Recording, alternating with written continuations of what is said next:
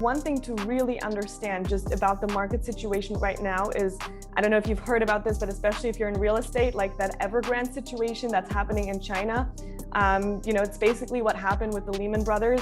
They're one of the biggest real estate players, and they took a loan from like over 200 banks, and they aren't able to pay that back. It's looking like that.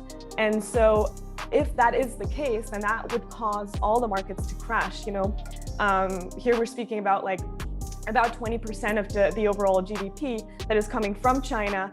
And if it shows, that they can't pay their dues, then they're really in trouble, and everyone is, because China holds about 50% of Bitcoin. So that is something to really what do we look for there too? Because I've been watching that too, that story. What do we look for to kind of be ahead of the curve there?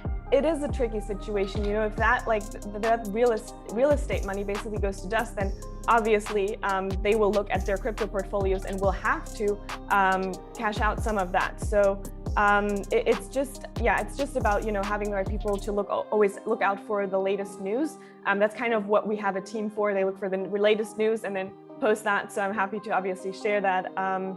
But then the crazy thing is, China has been banning Bitcoin since 2015, pretty much every year, right? And it hasn't had a real tremendous effect, but this is the first time it can get really serious. And on top of that, leaving the China situation aside, you have the Fed continuously printing money, you have the pandemic, and all of this has an influence on the economy, right? So, and then subsequently on the market.